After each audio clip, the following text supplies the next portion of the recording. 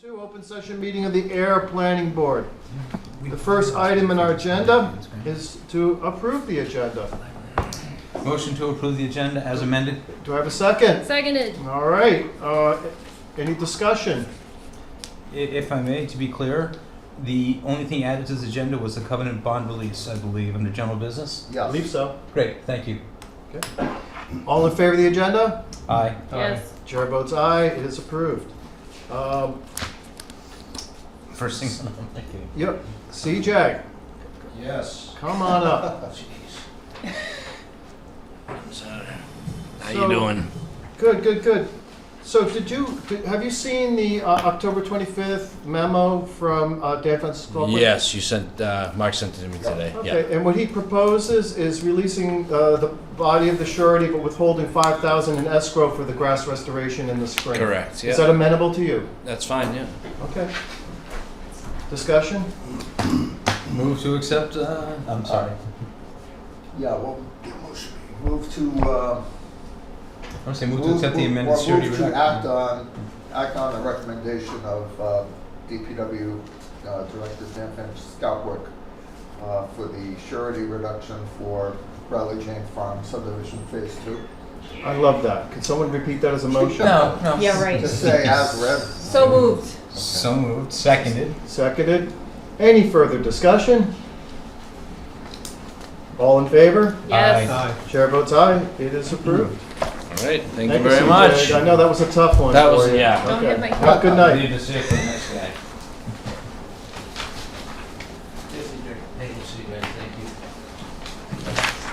And that takes us to the Ayer Pocket Forest Project. And who is here to talk about that? No one's No here to one talk yet. about it. No one yet. I, I'd like to Okay. move that we put on the table the Air Pocket Forest Project discussion until later in the meeting. Do I need a second, or can we just do it? Seconded. All in favor? Yes. Chair votes aye. We're going to push that off to later in the meeting, which means we can start the discussion of the Conservation Commission's open space recommendation report. yes, the recommendation is in the packet, and it was sent out in advance. I was expecting, You're here for that? Yeah. Yes. Okay, great. yeah, I was expecting 1 or 2 Conservation Commission members to actually present. We have Mr. Phillips here. Oh, there he is. Oh, okay. Great. He snuck in. Okay. Did you want to make, Mess. before we invite Mr. Phillips and start discussion, did you want to set up any framing for this discussion beforehand? Just that we're in following the procedure laid out in section 10.13 of the Air zoning bylaw.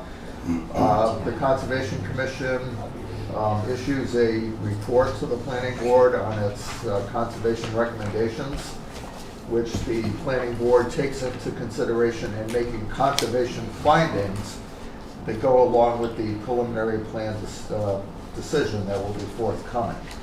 So, I would rather not summarize it, what's in their own report, but this is part of our process, is to, receive a report from the Conservation Commission, hear from them, get feedback from other people, and to take that into consideration for our deliberations later. And I have a framing issue with this, and that is to say, I hope we don't lose sight of what the purpose of the recommendation is to arrive at an understanding of what the priority areas are. And we don't want to lose sight of that, what's high, medium, or low, or in this case, just simply high and what's acceptable. And I also want to remind ourselves, too, that the word priority means relative. What's more important than something else? And what we're dealing with is a property where potentially all the land has value. None of it's valueless. None of it is worthless at all. It's all valuable. The question, again, is about priorities. That's it. I'm off the soapbox. And I guess we could, where would anyone here like to start? Perhaps to recognize Mr. Phillips And have from him- the would you- Conservation Commission. Would you feel comfortable with that? Yeah, I suppose, yes. All right, Mr. Phil, yeah, please. Also, if anybody needs, I did bring the latest iteration of the preliminary plan set, which we can put here. if anybody wants to refer to it in the course of our discussion. But it's here if you need it.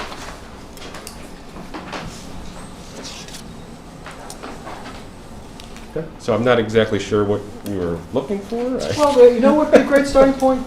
Tell us how you arrived at the three primary areas of concern, because you define them as the north of the right-of-way, not you, the board, the Conservation Commission, the National Grid right-of-way, which is under the power lines, and then that east slope, the forested slope down to Long Pond, south of the right-of-way, which we often think of as the east side. Sure. And can you tell us a bit about arriving at that? Yeah, I think a lot of this just goes back to continued discussion that we've had with the commission itself, and reviewing everything that we had over the course of multiple years for many of the commission members, and for myself, the last 2 years, let's say, with the Stratton Hill development. But as we went out, as we did site walks and became more familiar with the property,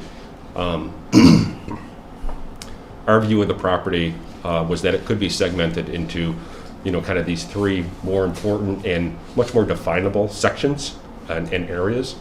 And again, with that, we did look at the part where the construction had already occurred and started, and looked at that essentially as, being disturbed property. It's been disturbed over the last, what was it, now 12 years. It has been somewhat dormant, but it has infrastructure already installed. And then you have basically pristine area, which we saw as north of the National Grid right-of-way.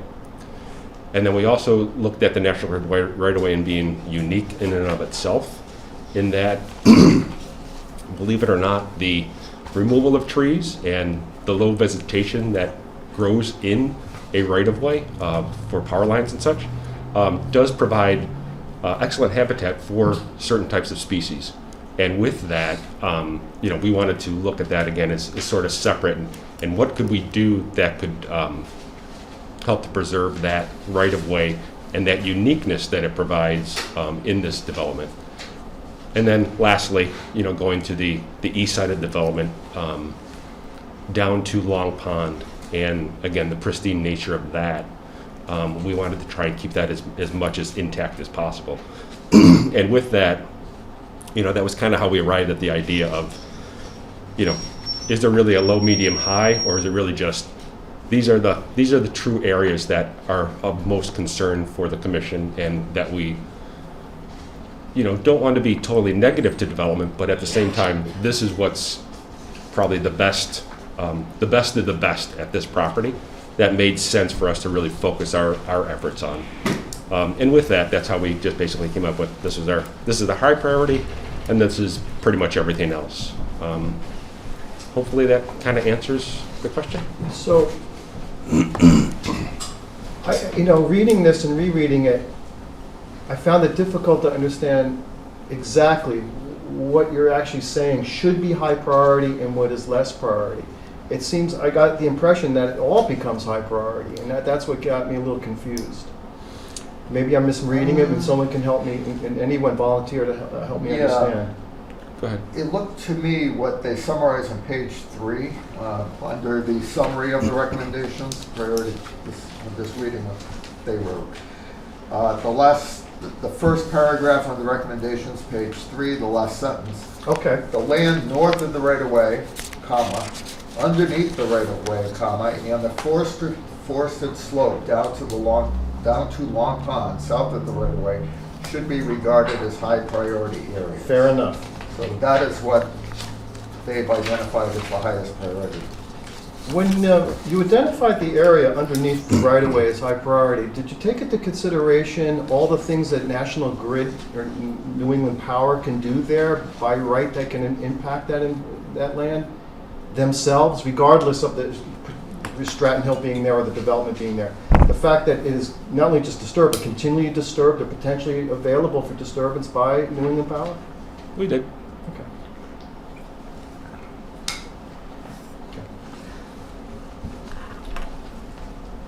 Comments on the board? I had a question, if I may. Please. Do you have any opinion on turtle mitigation or turtle movement mitigation measures? Because I know it mentions using bituminous curbing instead of Cape Cod berm instead of granite, like we typically ask for in a subdivision. Do you? Excuse me, sorry, go ahead. Oh, no, I was just asking if, you know, where that thought came from and you know, how it fits into the whole scheme. So, over the course of all the various projects that have come before the commission while I've been on the commission, there's been a number of different, you know, attitudes towards turtles as to, you know, take it to the MassDOT version of, well, we don't do that. It's a safety concern. We want straight up and down curbs, and that's what it's going to be. To, you know, those that have, you know, or I should say, are amenable to our concerns and our recommendations, and have worked with us to, you know, provide angled granite to allow the turtles to, you know, traverse them without much issue. Knowing where I live in town and what was done in that subdivision has made me pretty aware of it also. My property actually is part of a under road, you know, turtle pathway Okay. that was created with turtle fencing and turtle gates and all that stuff. So I can go look at it. Oh, it's over off of Sandy Pond, Mountain Laurel. Oh, okay. Yeah. So yeah, so I've become aware of it there, and obviously the others on my commission, you know, were aware of it either previously from, again, other things that they've supported and provided on the commission itself, and others have become aware of them over time. Yeah, okay, thank you. And just briefly, for the new arrivals, I want to explain that we changed the order of the agenda because there were no representatives to talk about the pocket forest initially. Yep. So we've actually changed the order, so we're discussing, thank you, the Conservation Commission's recommendations first. And so, Jess, if you want to join Mr. Phillips, who you're very welcome to. Mr. Chair, Yes, sir. while we're on the topic of curbing, I fully expect to, should we get to the point in time where we're discussing actual curbing along certain portions of the road, and especially underneath I think we're talking about the power lines right now. I feel very strongly that we should minimize or not. I will advocate to have no curbing, Yeah, to be honest with you. Similar to Mr. Phillips, I live in an area where turtles traverse all the time. There's no curbing at all. There are ways to manage the water without having curbing that have the least human impact upon the habitat, I think. Mm-hmm. Of course, I would defer to experts in the field, but building a curb seems to be something that would be more detrimental than not, Okay. in my eyes. I would say that of the three areas of concern, the one I'm least concerned about is the forested slope to Long Pond south of right-of-way, because the revised drawings have removed lots from that, and so what the remaining issue would be any stormwater management. And I think we can work with the applicant and the engineers to talk about that and pull that out. And so that one is probably the least controversial of the three. So that's why I'm focusing the conversation on the right-of-way and the north of the right-of-way. Mm. And I would just respectfully disagree with that. I hear you. Yes. But if there's nothing built on it and there's no stormwater there, what else is there left for us on that? If there's no stormwater clearing on that, Yeah. I'm fine. Right. There isn't anything more. But if there's extensive clearing of forest, either older growth or new, then that's a problem. Heather? Yeah, so, just so you understand, this was written before we even knew there was a revision of I plans. understand. Yeah. So to keep that language in there and the board to identify that is good, just because that way Sure. the applicant is understanding that this is how the commission feels. In regards to the actual right-of-way and how you're saying it's already disturbed land, it ends up being a corridor for animal habitat to cross. That's the concern and why it's in there. It becomes a natural, like, wildlife highway, Yeah. and that's why it's in there. 'Cause any crossing, a road crossing is gonna cause any disturbance or fatalities to that wildlife that's going in and out of those, under the power lines that now gonna have 2 crossings with cars going anywhere from what, I don't know, I can't remember how many house lots are out there now, so I think maybe two trips or 4 trips per household, whatever, a day, so you're looking at 10 houses, 40 trips. It's 40 cars back and forth by a while, so that's why that concern is in there. It's not to disregard that we know it's disturbing, it's because of that corridor and that Sure. wildlife crossing. Okay. No, I get you. Yeah, Thank you. and I can attest the number of trips in there, and then when you also start to consider Amazon and FedEx and all these things, being, as I said, where I live, happen to have a Ring camera, and you'd be surprised how many ups and downs and back and forth on a little loop cul-de-sac that I have, how many trips are up and down through that road. And luckily, not a ton of turtle fatalities, but I think it's because people have become accustomed and are, looking out for them. But there are some. Does anyone know of any examples of developments where there is a right-of-way comparable to this one in the Miller project? Plenty of them. Yeah. The one we just signed off on as a right-of-way. The whole area up on, off of Westford Road, the same right-of-way goes through it. You have to go into that right-of-way to get up to all those houses up Loon Hill. My street, Yeah. I go across the right-of-way, Washington Street, and we go across that right-of-way all over town. From both sides of town, right across town. Yep. The Groton Shirley Road, the Groton School Road, almost every road that's going north to south is crossing that right-of-way of some sort in there. Yeah. I wanted to go back to the curb just for a second, excuse me. Sure, of course. What Jeff said, and we've been talking about this for quite a long time, and we always had the intent of looking closely when we get the definitive plans to anything that can be done in the roadbed, to narrowing it, to completely eliminating curb, which would take an effort to figure out how you handle the stormwater off the road instead of on the road.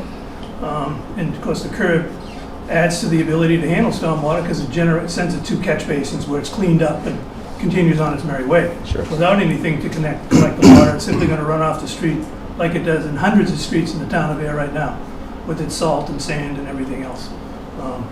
So yeah, I really want to thank you guys for this report. It's extremely extensive and incredible piece of work. If I haven't already done it. Have everyone done that when I was out of the room? I failed to do that. Okay, so I'm sorry. I was out of the room. I've been rehearsing this in my head It was for on so that long, but I long. wanted to let you do it. All right, I'm going to back up a second. I've been thinking about this meeting for so long that in my imagination, I've already done things I haven't actually physically done. And the first thing I wanted to do, and I failed to do today, and I apologize to everyone, was to acknowledge the fact that this report represents months of hard work by the Conservation Commission. And I just, first I want to acknowledge that, thank them for the work, and show respect for the fact that it is exhaustive, and represents quite an effort. I meant to start with that, and I apologize. Thank you. I just have one of Thank you. those moments. We have a wonderful scribe here, so Jess has done a phenomenal job taking all our minute little edits and questions, and as we went back and forth, Heather, right? So. And for clarification, just for clarification, the date that this refers to is the drawings of June 22nd, June of 2022, excuse me.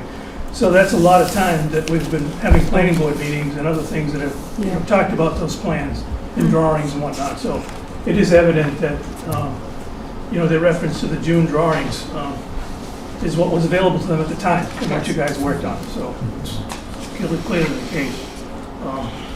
I did want to also mention that right from the get-go, I think there's no one in either a board here or in town hall that is not aware of the sensitivity of this project. It's an extremely sensitive project. We're thinking about it. Our planner has been thinking about it since he started years ago. And so we're all taking a lot of steps here to try to be careful and do what we feel is appropriate under the law, for the town of Ayer and for, everyone who will use this road eventually.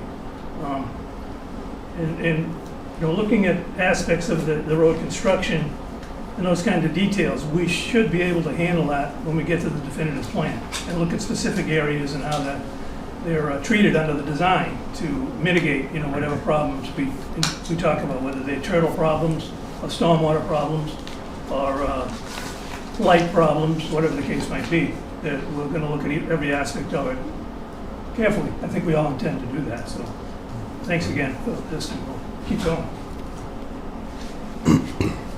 So I have another question. Under north of the right-of-way, the fourth bullet point is, if redistribution north of the right-of-way is unavoidable, the planning board should require a new professional ecological survey of this area that was provided by the applicant. And my question is, what do you anticipate that ecological survey would tell us that we don't know now? Which page are you on? On page 4, Page 4. the fourth bullet under north of the right-of-way?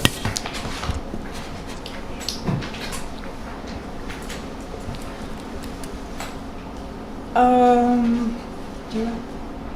Well, I was just going to discuss I can't find it. the analysis that we Yeah. provided. Right. I think you. It's highlighted on yours. 1, 2, 3, 4. Okay. Sorry, Ken. Sorry, got it. Highlighters, they get distracting. Yeah. I think, and Mark might have a different perspective than me.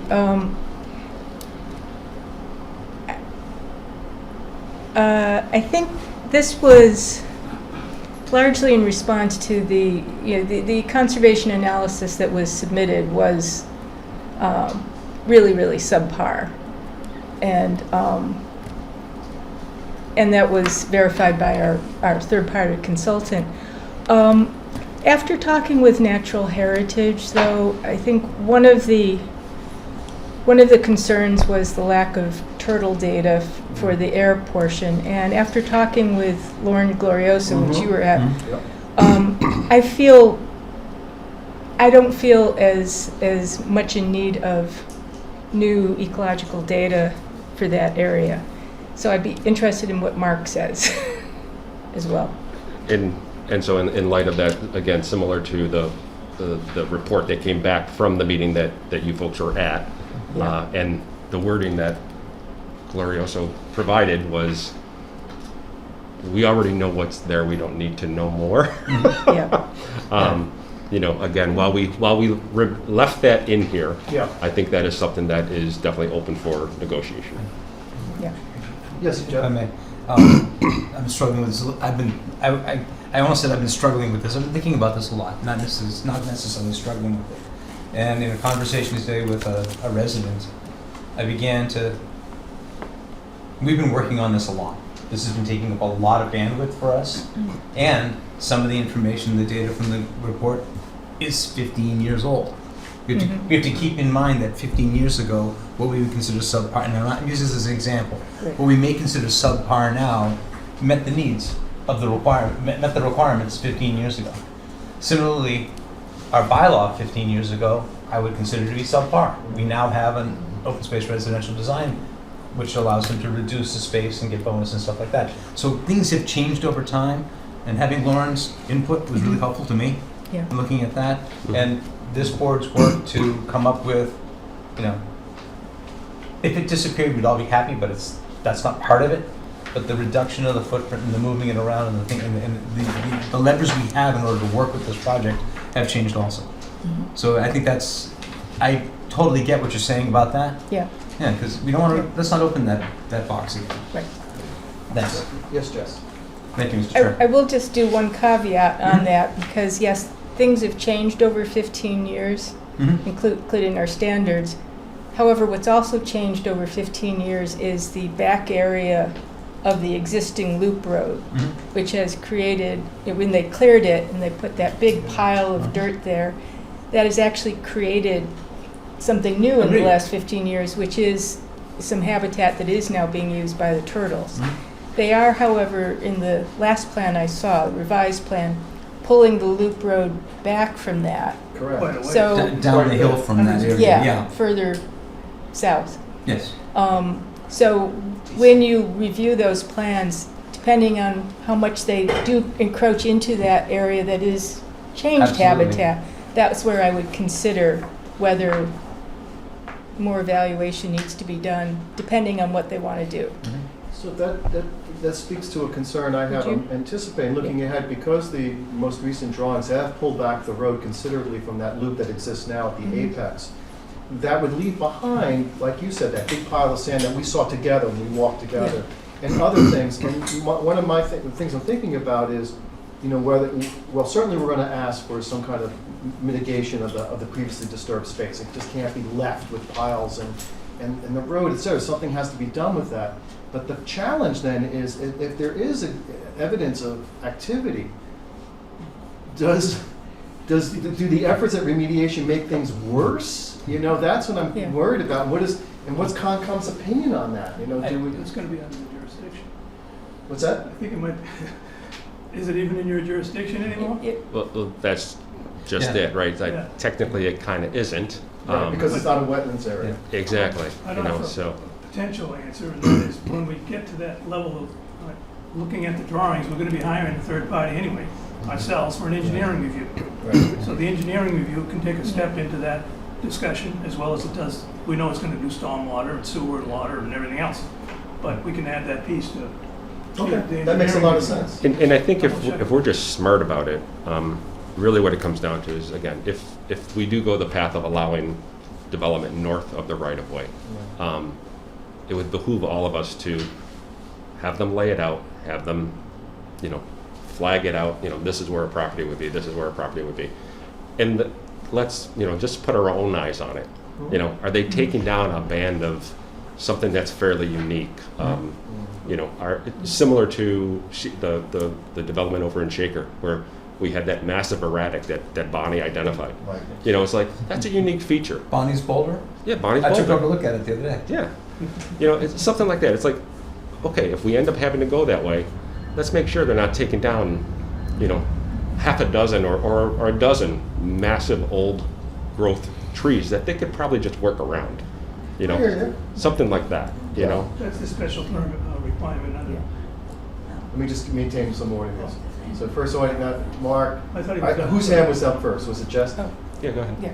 Ken, if you don't mind, I'm going to ask Jess, then I'm going to go back Yeah, to yeah, you. sure. I didn't know Jess had already. And I would just add, when we did talk to Lauren Gloriosa of Natural Heritage, I think we had asked her about that pile. Yeah. And she had said that, well, actually, from Natural Heritage perspective, they would suggest some sort of restoration that put in new plantings, leveled that pile out. Her perspective seemed to be they didn't actually want to encourage turtles Exactly. in that area because that would be getting closer to the road. So, but some sort of restoration plan for that area and others, along with removal of all the junk that's been deposited up there over 15 years, Yes, obviously. Yeah. Yeah, of course. would be good. Right. So, And of course, if a road goes there. if a road, yeah. Yeah. We cling to our hopes. We're good. Thank you. Yes, Ken and Jeff? No. Okay. So there is a provision under our guidelines. I think it's the tree clearing and removal, 9.6, is that Yes. apparently the section was thinking that about- requires them to give us another application, as part of the same application for the subdivision. Site plan. Coincidentally, there's a requirement for the tree clearing. It's a simultaneous submission, basically. We did the same thing with the other projects. Right. On other projects, one of the things, unfortunately, that we found out, even though we did this, we had them flag the trees and save what they could, is that extensive grading on the land and extensively relocating your high and low spots sometimes requires you to take out quite a few trees, because the grading might not work on the lots themselves. Totally understood. Right, but Again. we do have that provision, and we intend to, do that, Oh, yeah. take a look at that. Did you guys, so no one on conservation has seen the latest changes, because they just came in like a couple of weeks ago or anything like that? Yeah, no, I don't believe they I know I have. have not. All right, that's Okay. fine. Just curious. And Ken, and to your comment about the grading, it's part of the recommendation in there, it's not spelled out 100% this way, but it is suggested, that low impact and green infrastructure be looked at, and if that items are looked at, then the grading might go down.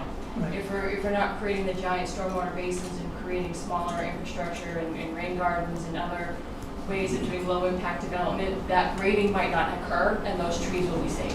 Right. So I encourage the planning board, when they do draft their preliminary plan, to maybe put some sort of condition in it to look more closely at that low impact development and green infrastructure, because that might try to help limit some of that grading and tree clearing that will occur, because those trees will be then saved to actually collect the stormwater, and there won't be needs to make basins. Right. I mean, let's go as far as, throwing out the idea of having the ability to utilize, permeable driveway materials and things like that, be it permeable pavement, or if it's, gapped brick, just like they used to do in the old days in cottages and such, right? The herringbone configuration that, allows grass to grow through it. Does wonders for helping stormwater, just as Heather described. I have wonderful documents on that in my office. Based on the workshop I went to last week. I wanted to go back to Jess, your concern about the clearing anything to the east side of the entry road. Just as a matter of course, that when we walk up there now, we have seen all the growth come into only the cleared section. A right-of-way is going to typically be at least 40 feet wide. So no matter what, that is going to be cleared to some extent on that side in order to just get to the road width that's there. They're not going to be able to build a road on that 15 feet or so that you see there now. So inevitably, there will be some of that low stuff that's grown in, I think, on the right-hand side, no matter what. Yeah, I know what you're talking Just to about. develop the road, the street, get the grading, and all the features that you need of a typical road surface. But We'll attempt to mitigate it as much as we can. I think the way to do that is when we get to the final definitive plan, clearly there'll be a perimeter of the work, or, the scope of the work will be defined by a line of silt fence, hay bales, some kind of a non-disturbance line. Once we get that in place, that's the walk, that we're talking about. I think they have to establish what that point is. They don't show us that here on a preliminary plan. But ultimately, on the final plan, we'll get a line, which is the limit of work is the correct term, sorry, limit of work. And the limit of work is defined either by the engineer, by staking it before they put the silt fence in. Wouldn't that be the appropriate time for conservation and us to take another walk? And say, okay, here's the limit of work. Yeah. And then we'll know, that's it. Everything else is pretty much untouched. On that eastern side of the existing Yeah. too narrow thing, you don't actually have to go in too far to hit that steep drop off. Right. But So- I walked it a lot of times, as you know. There's also a lot of it's evident you can see where the cuts and fills are already. Because, there's got slopes there that are covered with new growth, but are loaded with blown small pieces of rock and whatnot. So that was all, leveled off at one point, but I just want to be careful that we understand that in the real There'll be world, there a has to little be bit, something yeah. done there. Because of just a 40-foot right-of-way with sidewalks and whatever else goes in will take up some more space than what we see, because now we're looking at a very narrow, clearing that's left. Yeah, but again, to the extent where it's single sidewalks, Yeah, assuming there are sidewalks, yeah, that shows a Um, sidewalk. right, that kind of stuff. And, if utilities are placed to the westernmost side as much as possible, that'd be Yeah. useful. If they're not put in any houses, it kind of doesn't make sense to have utilities on the right side of the road, since, why are you going to want to have a road cut every time somebody has an issue? So, although that would, align with trying to keep Yeah. off that slope Mhm. in the eastern side. And one comment to that too, I'm sorry if I keep interrupting. This would be another instance where the commission would probably look at and hoping encouraging the planning board to look at allowing a waiver to the road width as well. If it's amenable to the public safety as well, to have that road narrow just slightly to try to lessen the impacts on that side. We did that. Make it all one way. So, we don't anticipate arriving at a finding this evening, because the applicant doesn't have, with one exception, but the attorney and the engineer are not here. But I do expect that this is the time when we have questions, and we have members of the Concom here with us, that this is the time to ask the difficult questions and get some answers. Right? And so I really want to encourage us to really dig deep. So forgive me if I seem like I'm getting picky, but this is the opportunity we have. I'm looking at page 6 of your general recommendations, and the first one is you consider dismissing the idea of a playground because there's plenty of play space for it. I have no problem with that. I just wanted to check my fellow colleagues. How do they feel about that? That's any opinions or thoughts? Yes, sir. Jeff? To that specific question, when I read the general recommendation considerations, I thought that this would be a marvelous thing to have a discussion with and the give and take with the developer. Yeah, I think so too. And that's, I think, pretty much consistent about all of them, right? That's important to have that discussion. And I would caution us saying, oh, we will do that. Yeah, that's No. fair. Road width, absolutely, we've been thinking about that, but let's get the parties in the room and have a discussion, see what, you know. And then the second, and just, I agree, but I'm just gonna, there's some things I We just should want to see still if I go get, through it. exactly. We should 'cause I wanna still go see if I through it, get- but I want to get a deeper understanding of the Concom's thinking. Yeah. Yes, please. Were you thinking, Jess, excuse me, Jess and Mark, that And Mark too. He said, Yeah. that the playground we had in mind was gonna be north of the right-of-way? Is that why you put this comment in here? Because it's in the same, I think that is what we had heard at one point. eliminate the reduce the number of house lots north of the right. Commissioner suggested it reconsider previous. It's almost like it's connected to north of the right-of-way. That wasn't what I had in mind. Yeah. Well, Go ahead. well, I was just going to say, at the same time, I think there was also a dog park possibly thought about south on the western side. Don't When remember. we come up The with way- that, the way I this think- is all alluded to. Okay. Okay, so if I may, Yes, I sir. should recall some of the conversations. If you are entering the property, I won't say north, I won't say south, I won't say east, I won't say west. There's the first and the second entrance. The first entrance being, you know, the first one you come to when you come off of Snake Hill. There was a discussion at one point of putting some sort of feature inside at that first entrance on the left-hand side as we went up the hill. Yeah. That is the one that I'm aware of. That's right. Yeah. And again, it's hard on a piece of paper to talk north, south, east, west. I mean, so, but I think that it was the features we were talking about, is either being a playground or a dog park.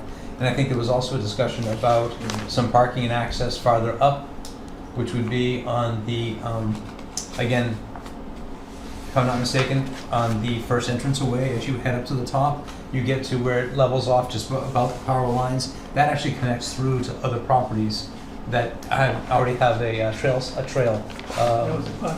a trail network that goes all the way through to Pine Meadow Pond. So that was another thing, you know, some parking spaces and things. I think those were to my mind, that's what we were discussing in the way of amenities that don't exactly pertain directly to the project itself. And I personally like the idea of, again, OSRD is to create dense building, and the dense building gives us benefits. The benefit of weighing the benefit of a playground versus smaller lots and a smaller footprint gives us more space around it. I think it's a win. Yeah, and again, I know from my personal standpoint, and I think some of the commission members agree also, we were really just focused on how can you maximize the number of house lots that they can put in while also limiting the amount of traffic and travel, not only from the residents, but other people externally coming in and creating additional travel across those roadways where we are trying to protect various, forms of wildlife and such. So, so identifying parking spots to invite more traffic to come in to a road, let's call Wright Road, the essentially somewhat of a dead end, correct, Jess? Dead end. That, creates a lot of traffic, but then at the same time, again, it's going to create traffic in an area where we have endangered species, which we are, again, trying to protect. And again, with that being some of the focus of what we're trying to do is again, let's limit the amount of disturbance. Let's limit the amount of, again, external traffic. And if you're starting from square one and you want to build a model community, yes, that's what you do. But we already have a beach that's probably closer to them than quite a bit of the town. We have playgrounds that people are, installing on their own properties. They do it, and it's all over my neighborhood. But again, the idea of trying to invite the external residents or even non-residents from outside to go and traverse the travel, the trails. Sorry, not the travel, but the trails. Again, just invites more potential mortality issues. Okay. Jonathan, if I may? Yes, please. I think, I don't know that, again, this is to get off in another tangent with this, but I just want to say we've had this discussion before about a playground, that I'm not envisioning like the structure at the beach. I'm thinking, I don't know if Bonnie's boulder was that awesome boulder that we kept so kids could play on it. I remember talking with you, Heather, right? So I don't know if that's the same boulder. But in one development, we kept this boulder as a feature of just, that was the playground. Like the kids are gonna jump and love the heck out of this giant boulder. And so to me, when Ken, I think it was Ken actually who said that these are features in these developments that we talk about. There's a playground in Framingham, and I have the pictures, but it's a playground, but it's just tree stumps, which I don't want to cut them down, but like the ones that might already be cut down, and it's tree, like the shavings of it, where like you like are like doing like parkour and like jumping off them, but it's not a structure that's built in there. It's just kind of using the nature space to allow for play without pavement and building of anything man-made.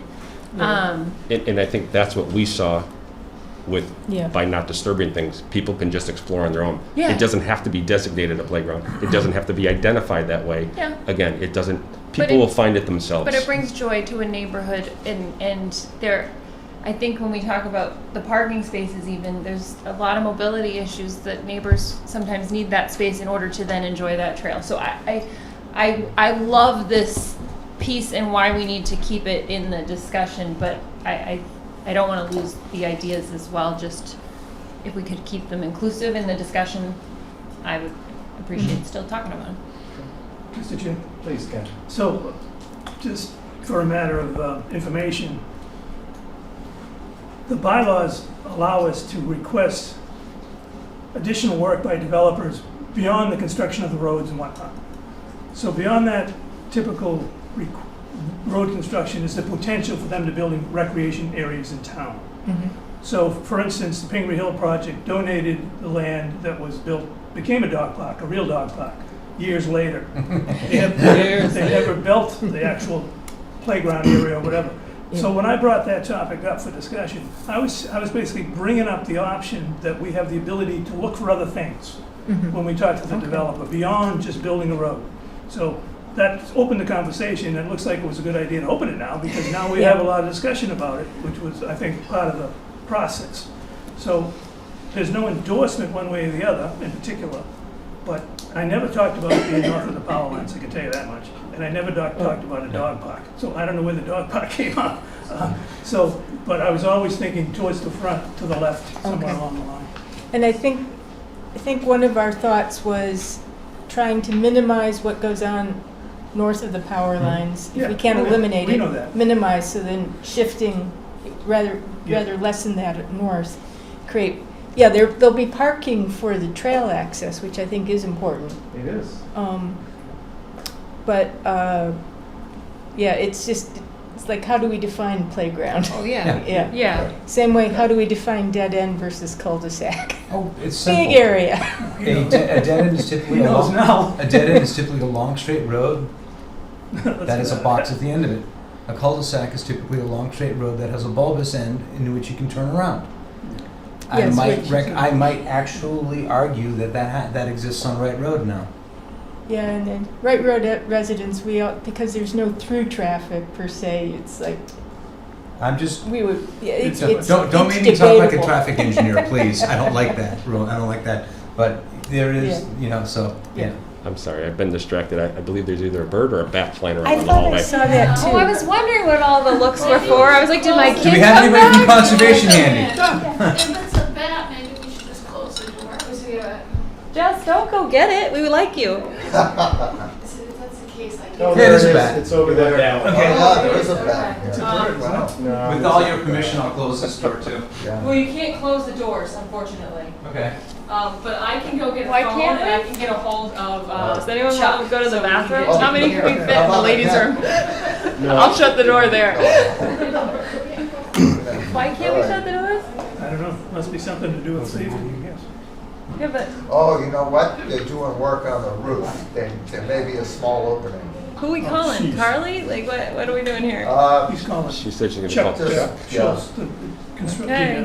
facilities guy. Yeah, there's roof work going on. So while this is, so let's continue. further comments from Continue. board members? I want to go under the table. Don't worry. We get bats in Bats our are house all okay. the time, they're all right, All right. it's no big deal. It's a very expensive rabies shot. Oh, over here. So there he is. Come on, can't I shut one door? I have to go back in the meeting. It's this way. When we open the door over here, of course. Humans can't control nature. I didn't sign up for this.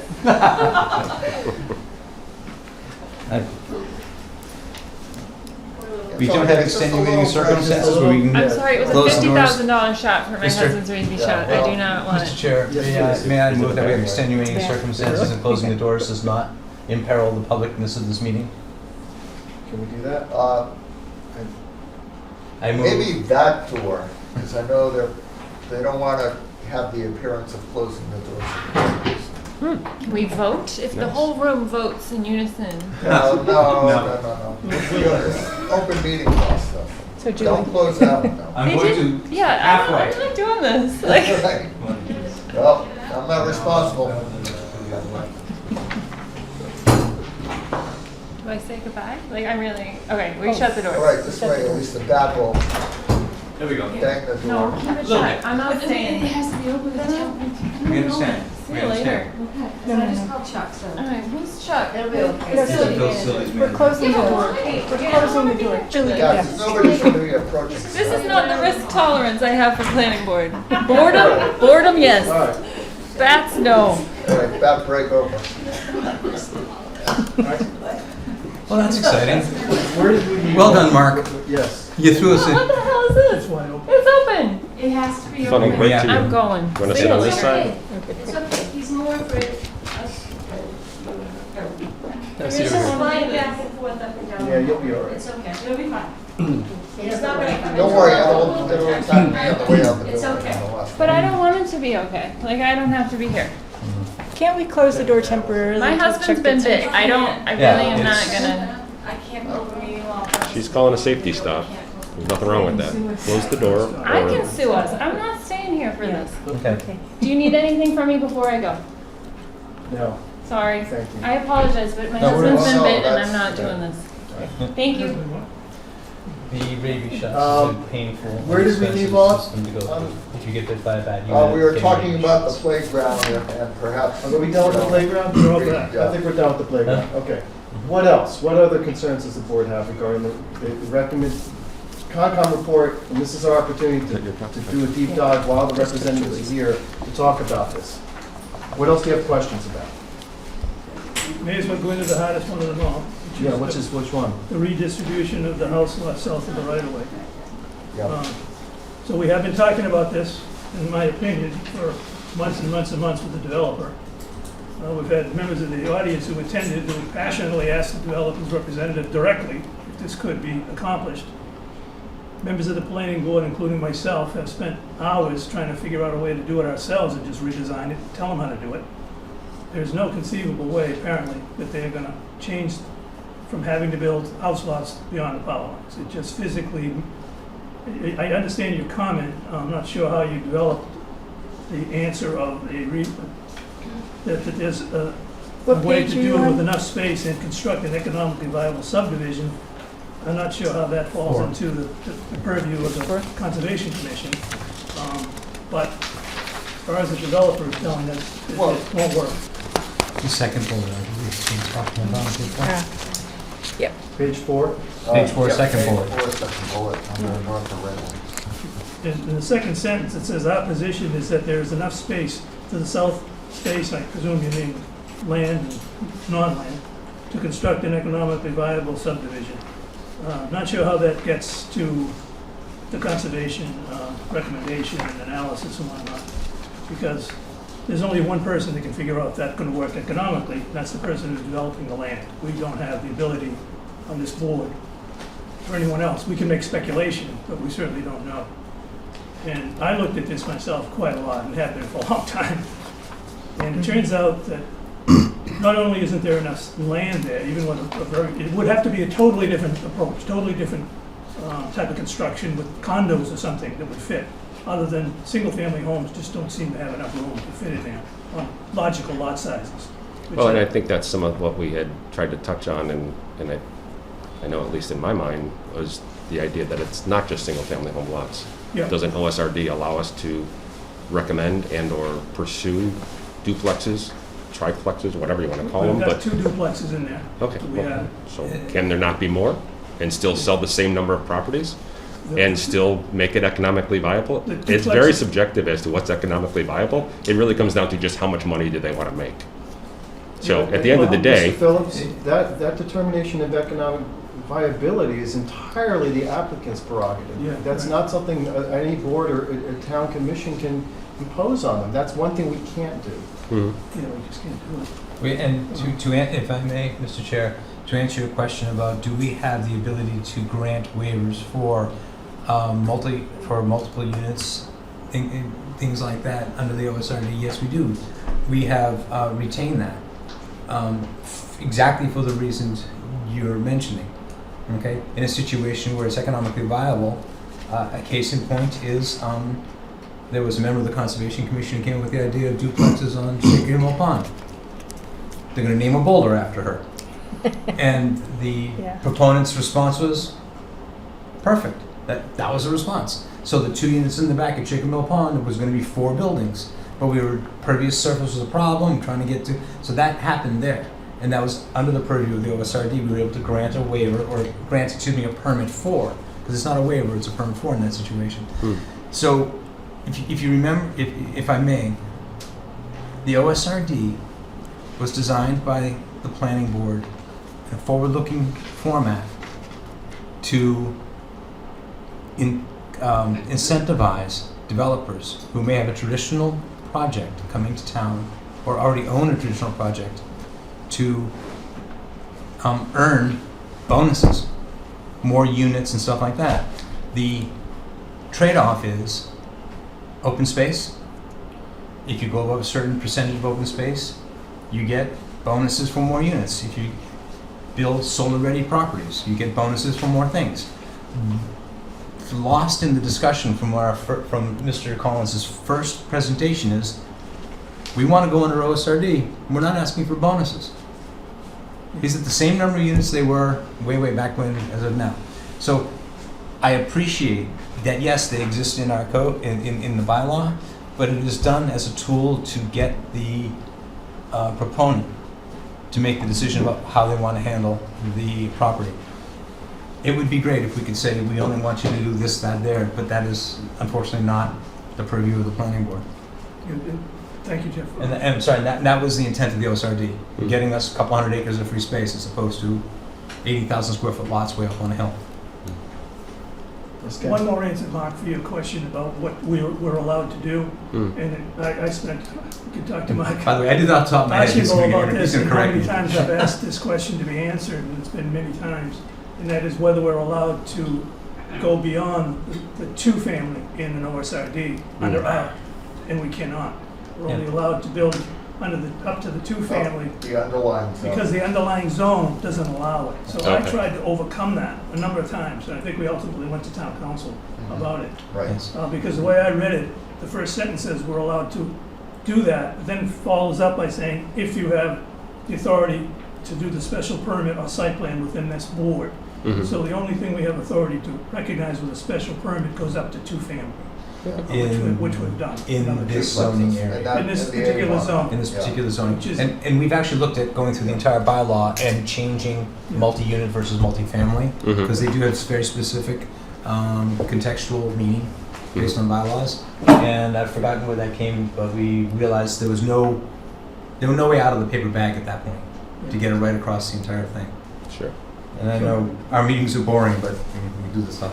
Yeah. No, thank and you. again, and that's fair. That's Yeah. your purview, and that's your jurisdiction, and now you've clarified, and Yeah, thanks. so it can't be done. So I appreciate that.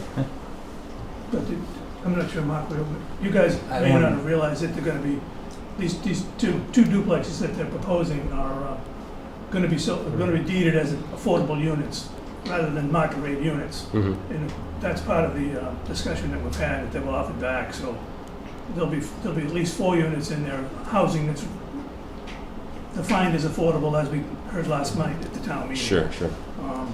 Which will give it a little bit of that, flavor, hopefully.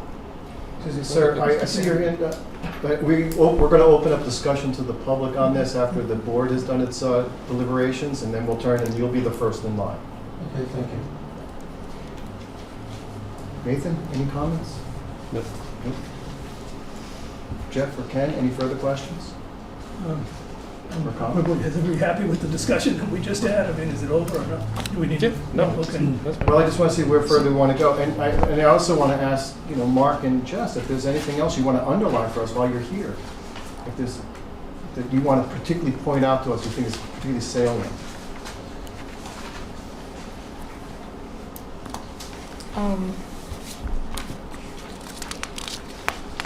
Not thinking of anything further under the purview of conservation.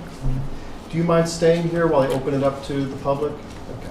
So just, I guess Yes, just go one ahead, thing. Mark. So, Please. so again, based on the discussion we've just had and everything, it definitely sounds as if there will end up then being some construction and some house lots north of the power line. So I guess with that, I, hope that you take into consideration the alternatives, I guess, as we presented them. Yeah. If we do not need 2 roads under the right-of-way, if we can get away with 1, that would be highly desirable. Limiting of blasting and such is all extremely valuable to not do. So to the extent that we can, you should definitely pursue that for the best interests of, the natural habitat, but also the town. Absolutely. And people close by. Absolutely. So, thank you. With that said, I'd like to open up to the public with this caveat that all the comments should be restricted to this conversation about the Conservation Commission's recommendations report. Sir, gentlemen, if you would identify yourself by name and address. John Cadigan, Auto Ridge Farm, number 203. Just an educational point. In your discussions about whether duplexes, triplexes, quadplex would be possible, I heard that there were some restrictions about going above a duplex. However, Autumn Ridge Farm has either 6 dwelling units or 8 dwelling units in a single building. And was that done by waiver? Excuse me. Yeah. Excuse me for a second. I believe that's a condominium. 40B. It's 40B. I'm sorry. Autumn Ridge condominium, Yes. that's a form of ownership, Yeah. not a form, not Right. a zoning. However, You got it. I'm sorry. I got it. Go ahead. Okay, so Mr. Autumn- Cadigan, sorry. I'm sorry. Which one are you going to do? Go ahead, Mr. Ken's going to answer your question. When he said Autumn Ridge, I was thinking, which one does that fall under? Yeah. I walk It the is. roads all the time. I'm not sure if you've seen me up there, but I live right up by the hospital, so I walk Autumn Ridge quite a bit. The long and the short of it is Autumn Ridge was approved under the same section we talked about at the town meeting last night. It was a 40B.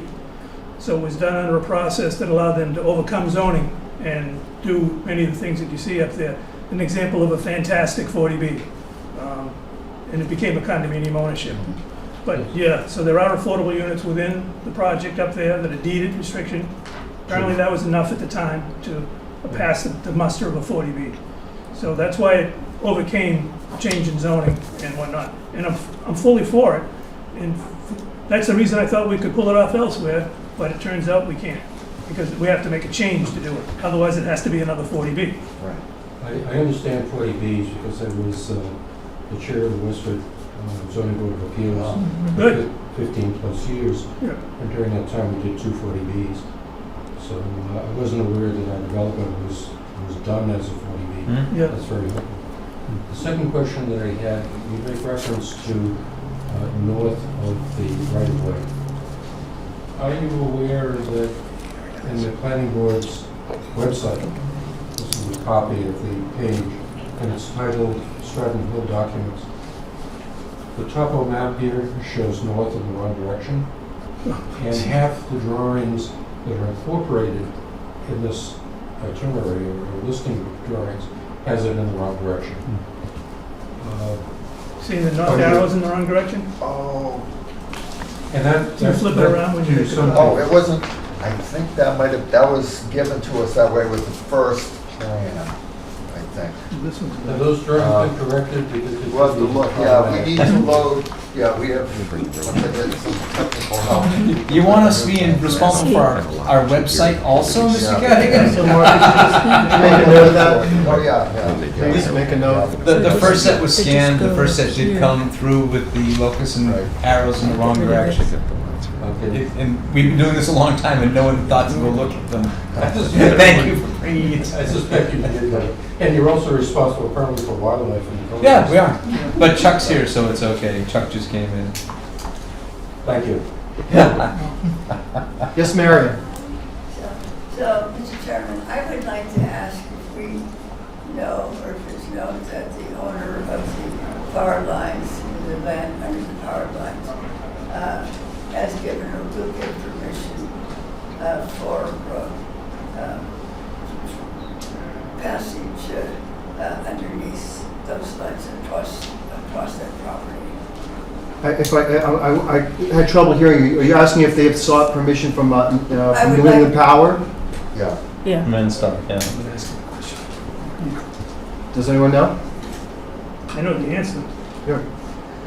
The answer to the question is that they have talked to them, but I've asked the same question for what, since the subdivision last year, for a letter. It's called I don't have my notes with me, unfortunately. The access agreement or whatever the title is. And I've been told we've only been told here that they're applied for it and they haven't received it yet. That's all. We don't know that they have it yet.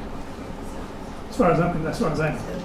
Assent agreement, excuse me. ASSENT. Yeah, assent agreement. Assent agreement by New England Power or National Grid. So, Mary, what we know is that we've asked the applicant if they have an assent agreement. Their response is they're in the process of getting it, but we don't know if they've actually gotten it from Right. New England Power yet. I believe the way we left it was that in the preliminary stage, it would not be necessary for us to approve a preliminary plan, which shows basically a perimeter of the work within the amount of open space that's going to be given to the town. But at the definitive level, there's no possible way we would sign on the definitive plan, because we can't. We wouldn't authorize someone to build in an area that they don't have control of. So I believe in the preliminary phase, it's acceptable to let the preliminary plan go, but obviously not the definitive plan. Correct. If it turns out that it's not possible, Then that it's the over, stage, yeah. it's not possible. Well, if they don't get an assent agreement from National Grid, it gives them something to think about what they're going to do out there. Right, yes. Yeah. I can't predict that it will stop the project, but I'm sure the project will look different.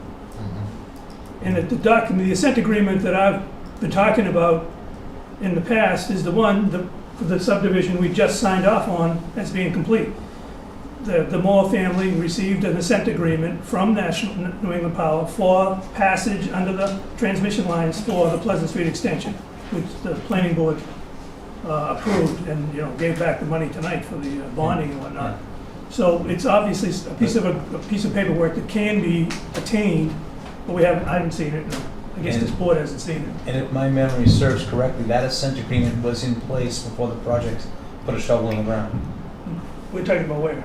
The Riley Jane. I'm not sure. I saw it. I'm just thinking backwards, because that was part of the, it became difficult to approve the project unless they could prove that they would have an assent agreement. Right.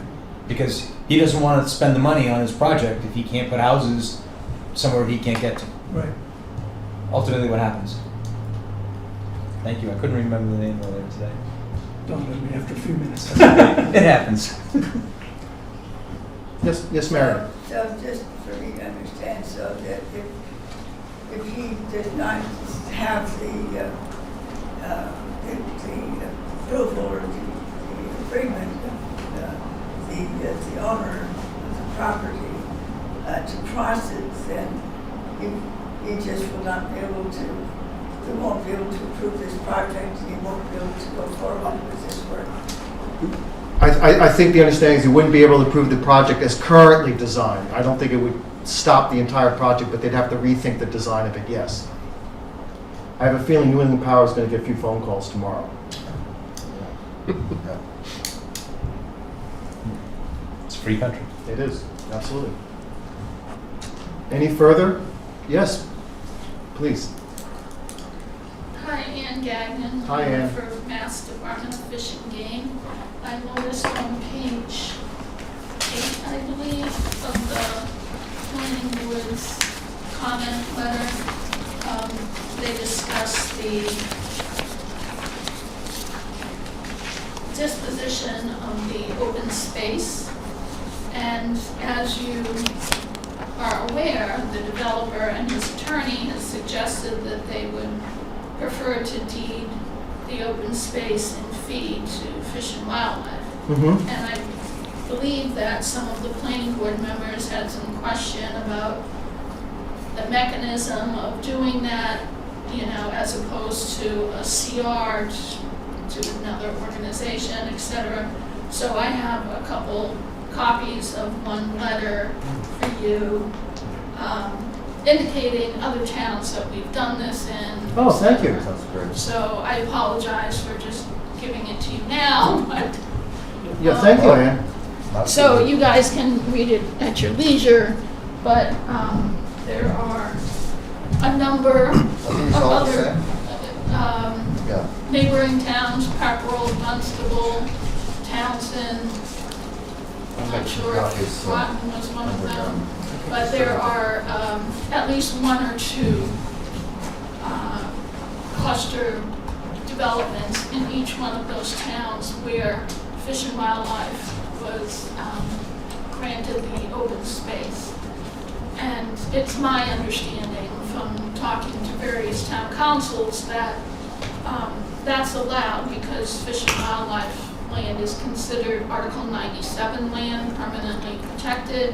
However, the caveat is that it has to be with the agreement of the applicant. Right. In other words, the planning board can't tell Right. an applicant, oh, you gotta give this land to Fish and Wildlife. However, if the applicant says, oh, we'd like Fish and Wildlife Department of Fish and Game to hold the open space, if it's okay with the town, then that is allowed. Thank you, Ann. And I just want to clarify a confusion, and perhaps it's only in my mind and no one else's. Were you saying that if it's deeded to Fish and Wildlife, then a CR is not necessary in this case? Correct. Oh, okay. Yeah. All right. Thank you. Thank you for clarifying that. Okay, good. Mm. Yes, Jess? And I would just add to that while other organizations could hold this land under a CR commission, I think we are in support of Fish and Wildlife strongly because we hope to acquire other land up there as well. I can't speak for my colleagues, but Yeah. I do recognize that there are many advantages to Fish and Wildlife holding it. And also, I think the whole general thrust of the thinking is consistent with our master plan goals, not only preserve open space, but contiguous open space. That is open space related to other open space. And certainly, deeding it to Fish and Wildlife would be an important step in that direction. It would be very consistent with the master plan and what we hope to do. So, yes. Thank you. Thank you. And I wanted to also mention, and to thank the Conservation Commission and the Planning Board and Ayer for spending so much time and effort on the review of this particular project. I think in the end, it will be a better project because of your review, so thank you. Thank you, Ann. Any other comments or questions? Yes, Jess? So I have one that's sort of me as conservation and sort of me as resident. Oh, boy. Well, which is just, again, raising the question of, because Bob Collins has referred to the existing roadway as grandfathered. I think he said that at the July meeting. May I ask, the existing roadway that's on the property? The existing roadway. The roughed-in roadway on the The property? roughed-in roadway. Because I'm talking about right or? Oh, yeah, no, the existing. Because he's got other things in his original existing, plan. Thank you. Yeah, and so this just bears on the question of, does a waiver need to be granted by the planning board in terms of road lengths? Which I guess goes back to, is it a cul-de-sac or a dead end? I believe so, and I communicated with Attorney Collins on this myself, because when we started this process, we said, are we going to mix sort of what happened before with what's being proposed now, and it's confusing. We'd have to have a big legal summit to look into all the status, and I think we decided that we're going to look at this plan on its merits as if it was a new application completely, and if we do so, the waiver is applicable. And the last I communicated with Attorney Collins, he indicated that he would be amenable to that, so that's something that the board will have to do.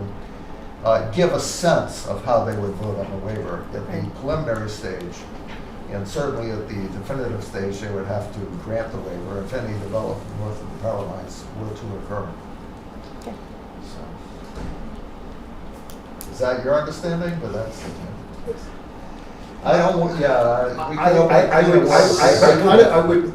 This is important. I would prefer to have this conversation when the representative of the applicant is here. Yeah. Right. That's Yeah, my preference. Yeah. I'm just relating what the phone conversation. Exactly. So the issue, Yeah, Jess, is well- that we're not ignoring it. It's an incredibly Okay. important one, but it's an issue we want to do when the applicant is here, representing That makes the applicant. sense. Yeah.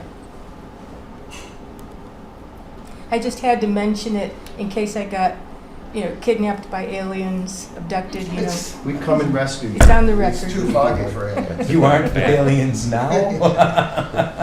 Who would have thought we'd spend our evenings Right. doing this, It's a Jess? resident. Okay, well, hearing no further comments or questions, I'd like to move on to the next item on our agenda. But before doing so, I believe I need a Move to... continue. Continue. Yes, please.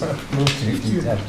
We never opened it. Procedurally, do we have to have a vote by the board to accept this report in any fashion? Or is it just automatically comes in? We typically do vote to accept things. You Move to could accept vote the, to accept it, yeah, I mean, and then at some point we have to Like- come up with yeah. our own findings. I'd like to move to accept the conservation recommendation of the Air Oh, Planning wait a Board. minute. I'm gonna hand up. Excuse me, I'm Yes, ma'am. sorry. I think Marion has another question or comment. But Yes.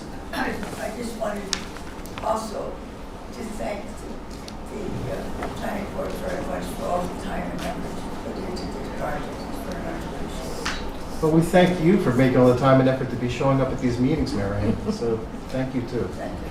Appreciate it. I'm sorry. No, perfectly fine.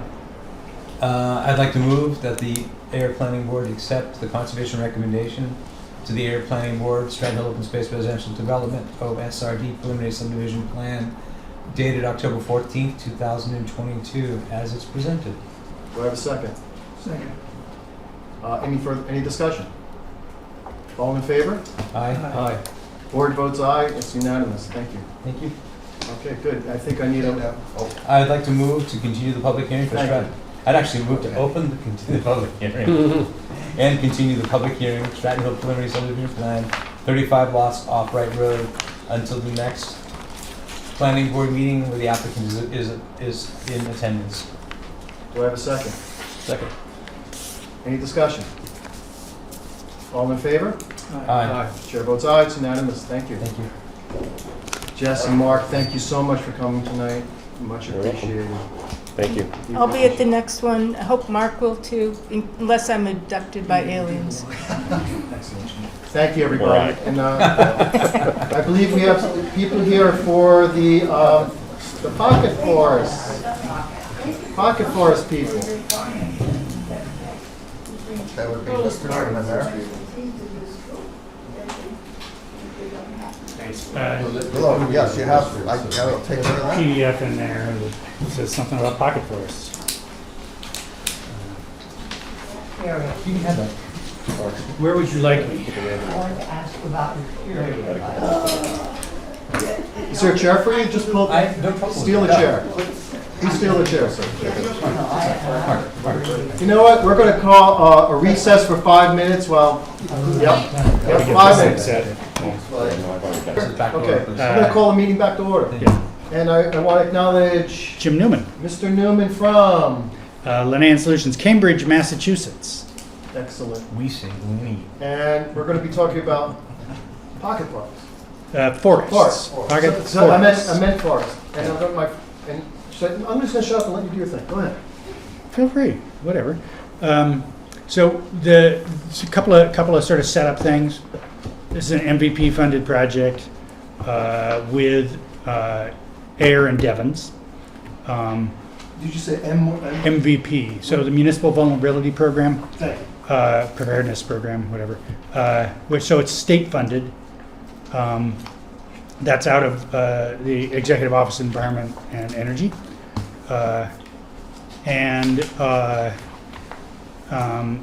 Ayer has participated in a number of projects, not like this, but funded in this same mechanism. It's quite popular around the state. And they fund projects that are really focused on increasing resilience in municipalities. It's a very clever program that offers money to municipalities to do this work. So I imagine that resilience is very broadly defined. Quite. Okay, good. Quite broadly defined. At some point in the future, if you'd like, I was part of the resilience committee here. Happy to Yeah. opine. Right. And so there are things that are very heavily focused on gray infrastructure. Culverts are a big deal. There's things that are very heavily focused on planning. We do a lot of climate action and adaptation plans for towns. But this one is much more an implementation project. And the idea here is that out of the work that happened earlier in Devens and in Ayer, there was an identification of increasing tree cover and increasing the co-benefits of tree, sort of dense tree. And so we defined this as a pocket forest. I'll to talk about what a pocket forest is in a second. Beautiful. Just one thing. A pocket forest is more than just trees, isn't it? It's more than trees. Thank you. Go ahead. Yeah. Whoop. Okay, let's try that. So there's there's the two towns, and Alan Manayan is sort of running the project in general for the two towns, working with Peter Lowett and Neil Angus in Devens, and then the three consultants, right? So it's kind of a lot of folks in this project. Yeah. So the two towns are Ayer and Devens. And Yes. there's three consultants. I don't think you quite call Devens a town, but It's- it's a thing. It's a Devens We call it a municipality. Two communities. Two communities. Well put. And three consultants. The consultants are ourselves, Linnean Solutions. Yeah. No, we call it Linnean, but hey, that's just because we're kind of snotty. I grew up in that neighborhood. Yeah. Hey. Any relation to Carl? Yes. And BSC Group. So we do a lot of the sort of public interaction. BSC Group does the sort of wetlands. There's a wetland scientist and a landscape biologist on the team from BSC. And then there's a group called Regenerative Design Group that does sort of soil carbon analysis and as well as a lot of regenerative landscape work. So they've developed some pretty, RDG has developed some very innovative soil carbon analysis techniques. They just published a paper in soil security, and it's getting a lot of attention. And so these guys, it's a pretty interesting team. This is our third project together as a team. So the team is very tight, and we are very clear what everybody brings to the situation, and it allows the towns to really get the most out of having these fancy pants experts. Okay. Project, there's the project has sort of got two pieces. The first piece is 1 year in which we design and install a pilot pocket forest project, populate a list of potential sites for the second round, establish a monitoring and maintenance process and team, and then do a bunch of outreach for both education and community participation. Have you already designated the place for the first pilot project? We have. The place is down by the station on this side, in that area that's currently fenced off. There's a piece of it that is designated for that. Depot Square? It's St. Mary's Church. Oh, St. No, Mary's. actually, it's not St. Mary's. No, it's not. St. Mary's is part of the next one. Oh, so you're So- talking about the one it's in Devon's, the first one? No, the first one is supposed to be at the train station. Oh, is it really? Yeah. So, The what station? Train station. Yeah, So the Depot Square area? Yeah. oh. And so you're going to have to hold off on the specific questions because I'm the wrong guy to ask That's this fine. question of, but we can certainly get the information to you. I just wanted to be sure, just wanted to understand where we were in year one. So there's actual sites been picked. Okay, Right. So now you can design for it. So we're design. So the year one has 2 tracks, and here I'll get to that. So then the second, before I do that, second part of the project is year 2 and 3. That is a project that has not been funded yet, right? Okay. In other words, as soon as we get to the point of putting a proposal together in March,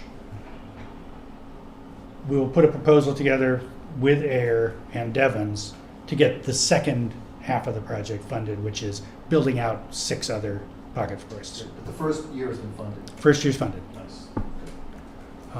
That's how they wanted it, which I get.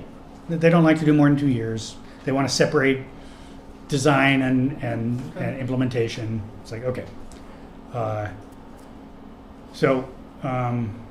The project has sort of 2 tracks, right? So there's the green track and the blue track. So we had a kickoff meeting, or we will have a public kickoff meeting on November 16th. We'll make sure everybody gets the information. Looks like it's probably going to be here at Town Hall. And then there's the pilot site design process, which happens sort of November, December. So this is where we're actually going to have a couple of meetings. One of those meetings is going to be foraging for soil inoculants. Interesting. Oh, you know that I'm interested in mycology. I do know Okay. that, yes. So you're a wise man, Yeah. aren't you? Yes. This is Casey Lee. So this guy, you probably worked with Casey Lee Bastian, who's done a bunch of work in the area in a bunch of different ways. But he's pretty interesting, knowledgeable. This gent. is getting a little spooky because this afternoon I was just on the phone interviewing a mycologist at UNH who's an expert in soil science, mycology and soil remediation and soil conditioning. So Okay, so perfect. So this is ideal, right? And then we'll have a sort of a design process, sort of community-based design process. Now, a lot of the design for that site is going to be determined by what's on the site and the soil conditions and whatever remediation has to happen and things like that. And we get that. And that's not necessarily a community design process to get there. Right. However, there is a community design process aimed at how do we want this to be, right? It's like, what do you want it to feel like? How much can people get into it, right? In other words, do you want to have a thick undergrowth or do you want to have a lower undergrowth that allows or paths, things like that? So there's sort of how does the thing feel, which is more of the community design process. So there's options from like a thick, mature forest-looking thing, but you can't walk into But it. you can't can get only in. admire from the outside. And then there's a spectrum of possibilities that allow for some entrance and enjoyment from the inside of the site. Exactly. And so we're trying to sort of, that's community sourced essentially. What do you want here? And then we do a pilot site installation, right? So that will be very much a community activity. We're recruiting people now to participate in that, but it won't happen till April and May, And then there's a sort of continuation of that, which is monitoring it and maintaining it. And so we're working with some some teachers in both the middle school and the high schools and the Parker School and Devon's to set up classes to do some of that, which they're super excited about and we're super excited about. So the community interaction part of this project is pretty heavy. Good. Which is great from our perspective. And then the second track is looking ahead to the next project, identifying 6 or 7 sites, doing the analysis on them, identifying through input with the community members, in different neighborhoods. We're especially interested in neighborhoods that are heavily affected by environmental pollution of one sort or another and economically disadvantaged. Doesn't be everything. Devon's is, like, there isn't a whole lot of that in Devon's. There's a little. It depends on whether you count the What, prison. contamination? No, But yeah, the PFAS contamination The heavy is a very is serious. a very serious topic. Very Yeah, serious concern. Yeah. Yeah. Our lack of affordable, our lack yeah. of The housing, water thing is huge. our water's not that important to human life. Then we have, and then we have the lack of affordable housing. Yes. As the Devon's area builds out. Builds out. And we're losing our small and affordable out here right now, among other things. And Yep. then there are 21 East sites here in town that are an issue from both dry cleaning and also our munitions. So, Yep. yeah. Yeah, absolutely. Yeah. And so there's some remediation that's possible with the pocket forest setup. Yeah. It's not going to be, we can't do heavy No, I remediation. understand. But, Understood. and then there's also air quality, potential air quality, because the forests are thick enough. If you could trees- if you could plant the road out, it would cut down on our tractor trailer. Yeah, now we're talking, yeah. Okay, so I'm going to ask you about criteria later. I'm sorry. Uh, No, I got criteria. We did some work a while ago in Somerville and Dorchester and Chinatown on near highway pollution from 93, which is one of the heaviest traveled roads in the country. And one of the things we know is that trees don't cut pollution from roadways until you get to a reasonable density. Then they can. And so part of our goal is to hit some of that density in Oh, I want certain you to plant spots. them in the road so the trucks can't get Can't through. go, yeah. That, So, if I may, remember when I made the first faux pas and I said, Pocket Park? I think it's going to be really important in communications to help people understand the difference between a forest and a park. And that, because if we think of a park, it's just, okay, there's some trees and some grass. Right, And what you're suggesting here, what's going to happen here is something very different. quite And I different. think it's really important that people understand what that difference is and Yeah. hopefully get excited about it. I appreciate that. One of the things that's happening, let's see, we'll get to that. One of the things that's happening next week is Alan arranged a site visit Yeah. to what's called a Miyawaki forest in Cambridge. Miyawaki forest is a version of this. It's very dense. It has very strong understory and grows to be a very dense but very small forest. And it's supposed, it has a bunch of interesting qualities. People have gotten very excited about it, all these funny places. do you happen to know the address of that? It's at Danahy Park, actually. Yes, okay. It's in sort of in the middle of Danahy Park, sort of at the bottom of the. Yeah. I wasn't kidding. I'm from Belmont.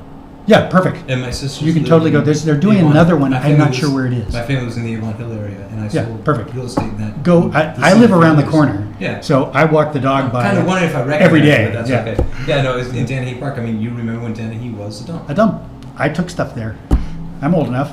I didn't live there then, but I worked for a company that did, but that's okay. Yep. I was a contractor then. Biggest trucking company in Cambridge. Isn't that in Freshwater? They're gone now, I think. But anyway, Oh keep yeah, going. they're totally. They're gone. Yeah, you're thinking of Mabardi? Yeah. Yeah. They're not in that spot, but I'm not sure where they are. I haven't talked to CJ in a couple of years. Yeah. So the idea is that there's some benefits, right? That you're increasing biodiversity, you're increasing connected landscapes, right? So that's one of the criteria. Can we put them in places that help to connect landscapes? One of the criteria is, can we put it in between an air quality problem source and a community? Can we create a culture of caring for the natural environment within communities, because they're small, they can be in communities, and then it also provides some cooling. Although air is not terrible in terms of heat island effect, although the heat island maps are worse than you might think.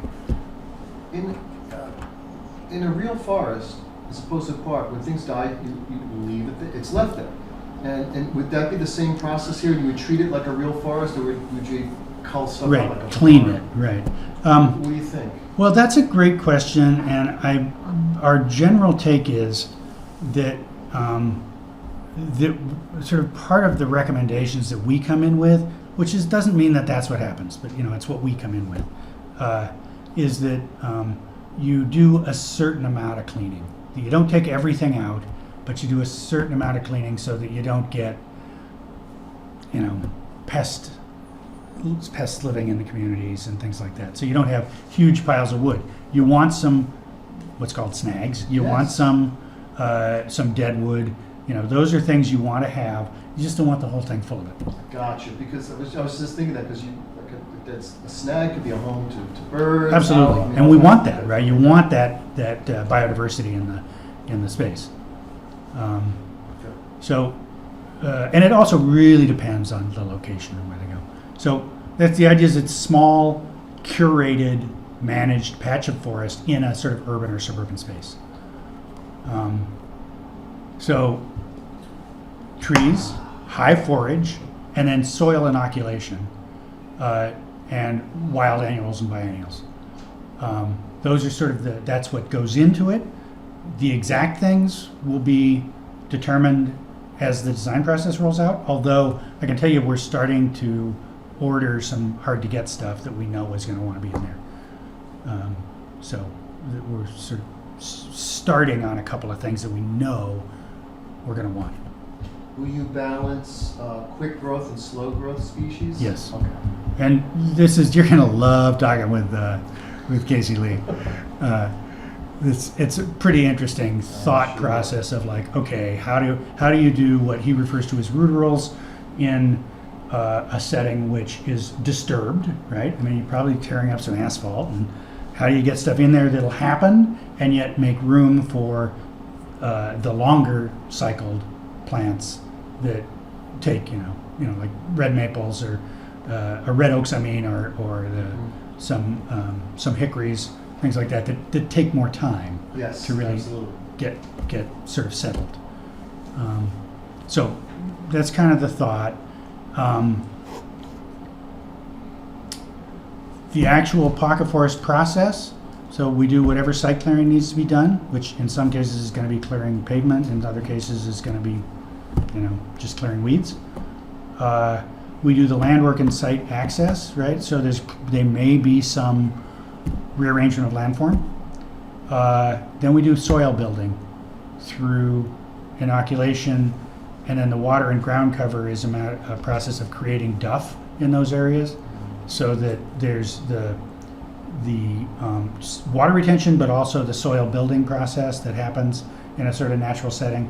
So you may have some temporary species just to do the soil building, or some clover, or some other nitrogen. Absolutely, yeah. Et cetera, et cetera, et cetera. Yeah.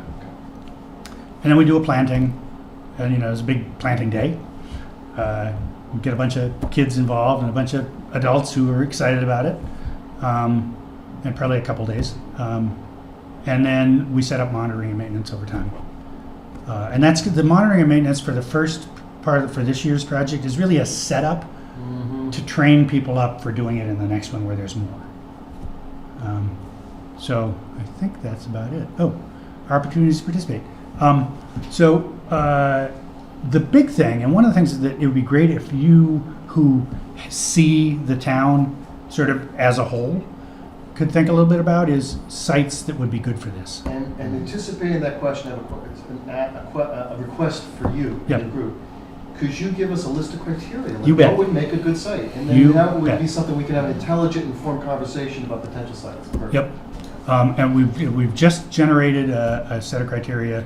It's a little technical right now. We're trying to sort of clear it out a little bit so that it's not quite. You'll appreciate the technical one, but so it's not quite so like intense.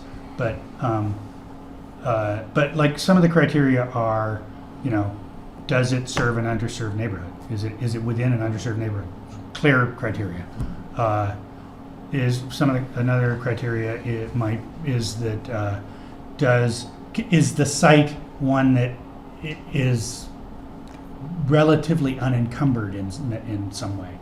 So we got a suggestion when we were at the arts and crafts fair, the arts and Arts and Crafts Festival, yeah. right, which was great. It was fantastic, and we got 30 people signed up, and a bunch of folks,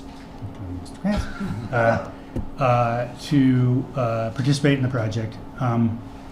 And so we've gotten some suggestions of sites back. And, you know, one of them is abandoned gas station.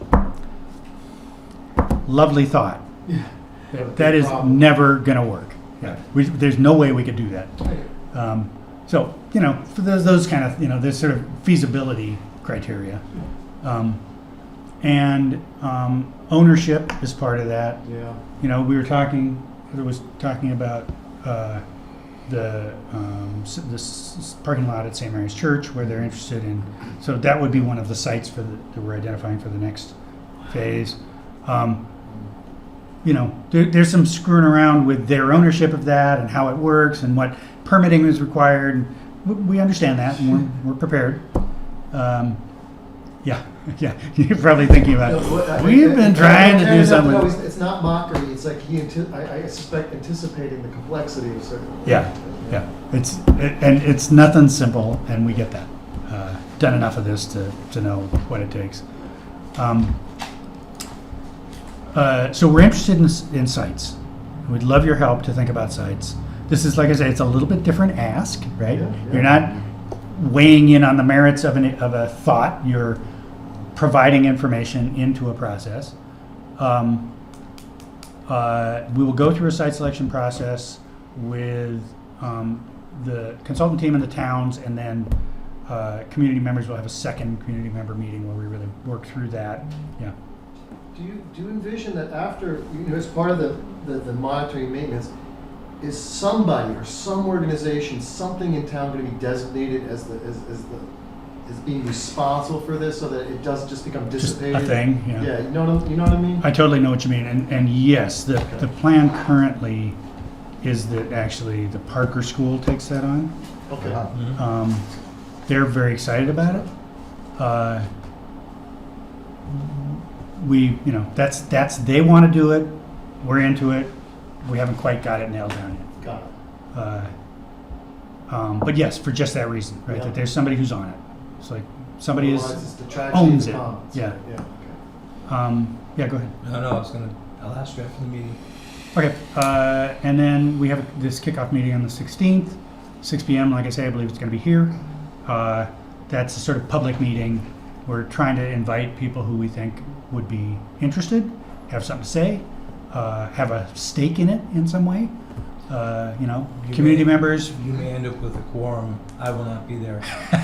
But you may end up with a quorum. It's gonna be Mr. just- Chair, yeah. you may end up with a quorum. you might have to planning post board. it. You should have to post it. We Consider should posting it. Right, probably. If that's the case, Yeah. we should post it. I can tell you right now, Affordable Housing Trust is that night, so I won't be here. Yeah. Oh, yeah. But you may have enough interest to be a private quorum. Yeah. Okay. That's a good point. I So will that's if we bug have 3 or Alan more. about Three or that. more, Right. yes. Yeah. Yep. That's a very good point. You don't want We also may just depending on what the interest is, we may we'll designate 2 people or something like that too. to make it Yeah, simple, right. you know? Yeah. And so I don't think it's in this room, but it's in. to, even if Ah, we're it might seen be. in public together. No, I fully understand that. I No, don't think the location's been 100%. no, Yeah. no. It's Oh. we've It's been gonna be through this town enough hall. times. I totally get it. It's supposed to be here tomorrow, from what I understand. So the other part of that is that we are gathering people to participate in both the site selection process, which is that second track, to participate in the planning of the pilot, and then the harvesting planting process, right, the sort of gathering process, and then also in educational activities, and we're working with a couple of schools on, can we get into some of the science classes? Can we Yes. get kids to the planting thing? And that's been actually going really well. It's fantastic. So luckily we have enough time so that it's not a total sprint, but it moves fast. So I think that's it. No, that was That's great. great. Thank you. Question? You had a question? As you look at species you're going to be planting in the ground, as you're going to populate and do the fungal, do the soil inoculation, how are you handling Asian jumping worms? That is a great question, and I don't know the answer to that. I'm just curious if it's part of the Yeah. thinking. Yeah, I'm sure it is. And and just Have you seen? Have we seen Asian jumping worms in this area? I can't find an area in Massachusetts where I can't. You find can't them. find them. Yeah. Well, I'm Greenfield, Deerfield, here. Yeah. Spent a lot of time traveling around on a bicycle, and Yeah, my there wife they is are. my wife's a phenomenal gardener, and we see them everywhere. Yeah. Yeah, and that's, you know, talking about putting duff in, right? I mean, that's the Yeah, problem with that. it's okay. I mean, it's the piece I look at is if the Asian jumping worm is now here, how are we going to, or what are we doing aside from putting CC meal or something else down to try and defeat them? And my wife literally pulls them out of the ground, hands them to the chickens sometimes, and drowns the rest of them. But the long-term detrimental impact upon our native species from them is an unknown. Mhm. By the way, these are they're an invasive worm, and they change the nutrient composition of the soil. Right. Through their And capsules. there are some species that help to sort of, There's things you can do, but no one's figured it out. yeah. But and I'm not throwing. I don't want to. I'm not. No, putting that's meat a on great the parade question. here. Yeah, it's You know, we've got this great PFAS question. issue. We have these kind of long-term issues out there. Yep. And I think, and I honestly, I think about this a lot. Believe it or not, guys. Hey, That says a lot about you. that says a lot about me. Yeah. So I'm just interested in having a conversation with you outside of the room about Yeah. the So whole that is an nursery, issue, yeah. the whole nursery and stuff like that. Yeah. Whole nursery side of it, because I come from, remember Waverly Yeah. Associates. Uh-huh. Yeah. I used to work for them with Ah, Paul. nice. Yeah, a long time ago. Yeah. I mean, this is, Then Valley Crest and other places. So And Valley Crest, we're yeah. gonna have a lot of overlap. I've worked with Valley Crest a couple of times. I Yeah. haven't worked with Waverly, but I know there. I got kind of what might be a really stupid question, but I'm just curious. You could never really add a water feature to a site, right? In the front, because it would just be too complicated in a small setting to do anything like that. It's an interesting question. We're not really thinking that, but I don't think we On could. a conservation standpoint, I would hate to waste the water on a water feature. Yeah, Because no, I every was year just, of drought. yeah, it would be. no, I know, I was just yeah. thinking about, you know, how forests function and what the different elements and, but. There's yeah. many drought-resistant plants, and I can show you Yeah, the yeah. Mass Extension has many lists of long, that to the point where when we're looking at planting these, I would hope that the consultant would look at drought-resistant Oh, plants. yeah, not absolutely. going the watering route, because again, we came up with water restriction this year, and that's just something that's gonna become So- more and more common. So it would look more like an upland forest then, I would suspect, right? Depending on where It you're might, planting. depends Yeah, on. depending on where you plant. Because if we're planting these in items that are like, for instance, St. Mary's Church per se, that has a lot of stormwater runoff, you're gonna wanna plant more plants that wanna soak up that water, Yeah, that soak help that with up. erosion and stormwater. That don't mind having issues. wet feet. Yeah, and then other plants, it all depends on where you're planting and on what you're gonna plant there. If it's an area that has a slope that's gonna have stormwater runoff, you're gonna wanna plant something that's gonna take that water up and hold on to it. In places that are like the Depot Square, it's already paved, you're not gonna wanna plant something that wants a lot of water. Of You wanna course. plant something that's more drought resistant in those locations. That's what I was saying, sort of meaning about like this Sorry. location-specific Yeah. design. That, you know, each one has a- Location-specific design, okay, I like Because- that. So, yeah, so Yes, it- yes, sir. I think right in line with location-specific design. Some of us live near the train tracks in this town. Some of us live a bit farther away from the train tracks in this town. The train tracks bring us pollution on lots of levels. Yes. Noise pollution is probably, to me, one of the big gotchas of air. The air I know pollution, the you guys particulate don't- pollution's you pretty never serious get the too. train, do you? There, Nathan. I get vibration pollution is what I get. Yeah, but seriously, we look at you know pollution and stuff like that. You've got particulate pollution, you've got other things. But one of the things we have in this town, unfortunately, is, and what's surprising is the train hasn't gone by the whole meeting. I don't know if you guys have noticed it. Not even the MBTA has gone through. I They went must be through working on the right tracks when I first somewhere. walked in. Yeah, Oh. Sorry? Something went by right when I first walked in. There might have been one. Yeah, But there was one. We've with the change in the supply chain, we're now getting 3 and 4 mile long trains through here. Yeah. That takes Oh, yeah. 25 minutes at 2 o'clock in the morning, and if you live across the pond from a deciduous tree that's lost its leaves, Yep. That's right. it's almost like it vibrates you, Nathan. You're And living, Nathan lives in you're the living St. my Mary's life. neighborhood, so he's very, Right. very, Right, so very, you're right very there, aware. right on So it. I'm curious as you start looking at this, you know, making sure that the multiple stories have the visual shield, but also But also possibly some sound absorbing shield. Yeah. sound. Again, that's a density question. I understand, yeah. I Okay. totally understand. Yeah. All right. Okay, thank you. Yes, you very much. Nathan has something. Nathan, Ken? I get two questions about site selection. I might have asked you this when I saw you out there too. Is there a preference, or does it matter if it's public or privately owned land? It's probably better if it's publicly owned, but private land is fine as long as Yeah, we have an amenable owner. okay. And the other thing was, based on, is there a grade change on Yeah, the so site? there is a slope issue that we will define what the ideal slope is. Or how far, how too strong a It's gradient. too much of a grade, Yeah. yeah.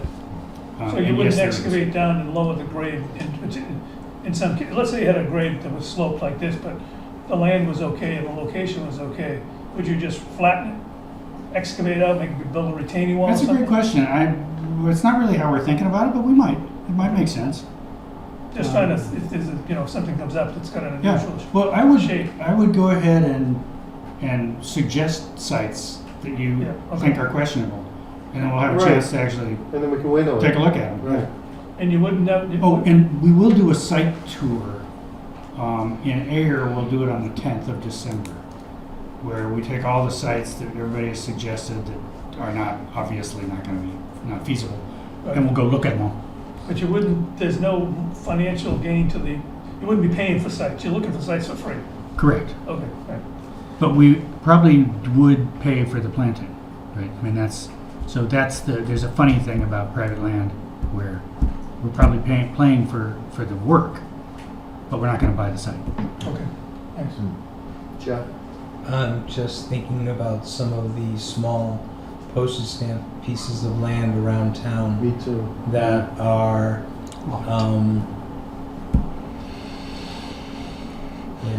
Inaccessible.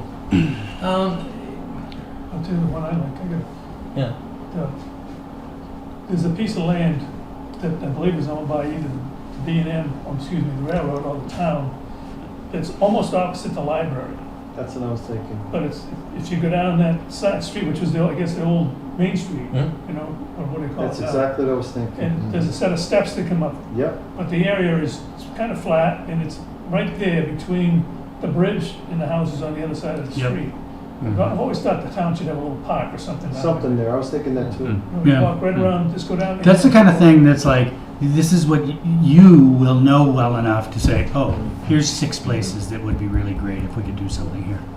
And 3 of them will work, which is great. Take the CPC funds for purchasing property in town. Take the small postage stamps that are currently, Yeah, we could do that. I'm thinking about up of my road, and I'm not going to say that. I'm not going to say the. Don't say it out address, loud, right?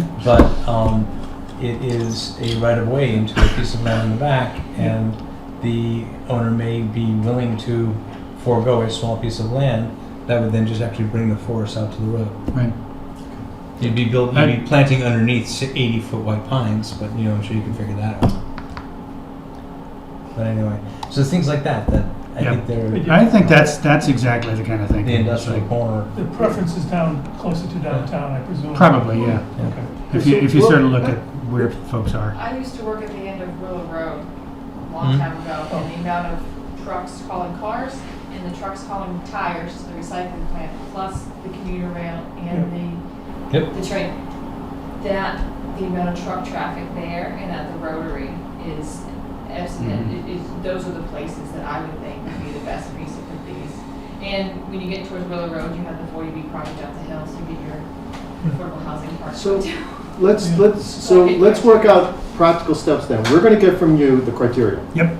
And then what you'd like to see from us is a set of recommendations. Yep. So I think that we should discuss at perhaps the next meeting or something. Maybe we need a subcommittee to come up with some ideas that we were able to present to Lene and Sounds move great. this forward. That would be fantastic. I think that I'm just thinking of a working process that makes sense. So get that criteria to us. Yep. And then at our end, we're going to figure out how to make this work so we can get a set of recommendations or suggestions to you. Okay? Love it. Thank you. Nathan. Now, who is the deciding authority on this? Does this go to the town Yeah. for a vote? I don't know that it has to be voted on, but it is. So who says, yes, we're putting a pocket forest in here? this spot? Yeah. Good question. I am not sure. Okay, we have to figure that out. And then who sponsors that? Mark, did you hear that? That's a great question. Nathan is saying, who's going to be the ultimate siting authority in Ayer for any of these locations that we suggest and that Linnaean thinks is wise? Well, who finally Who says, suggests? okay? Okay, we can do this. Is it the select board? Select board. That's a us. good question. We'll have to discuss that. Can we? Yeah. make That's a note good of that? question. I would That's something that I needs to want be. to sort of find out. Oh, right, yes. How do you navigate Who is this? Not go deep in the road to do the. Because I Devon's think is easy. it- It's maybe that. even alert Robert to that as Right. an issue that we have to resolve. Yeah, well, that'd be something to bring up I just also will share it with you. We'll on talk about November it. 16th, or on the side of Okay. the 16th. That is a great question. Okay. So, we have some other items on the agenda, Mr. Newman? That's So it for us. Thank you so All right, much well, for this thank you. wonderful Thanks a presentation. lot. Good luck Appreciate around it. this We look forward to seeing you more. We will be seeing you. I will take off so that I can make it home for dinner. Have fun with Neil. Thank you. guys. Yeah, Also- it's always a pleasure working with Neil. That's me, great. Neil and Peter, guys I've known for a long time. Yep. And now Beth Sudermeyer. Beth is fantastic. I have not had a chance to talk to Beth about her move, and that is the coolest move in the world. And She's so great. I work with Neil on some other stuff around cycling and around bringing together, There we stitching go. together cycling infrastructure over here. And he's been extraordinarily helpful. And then I found out that Beth went over to Devon's in. Yeah, and Neil's a pretty sharp guy. I've worked with Neil for years. All right. Okay. For an Arlington resident. Okay.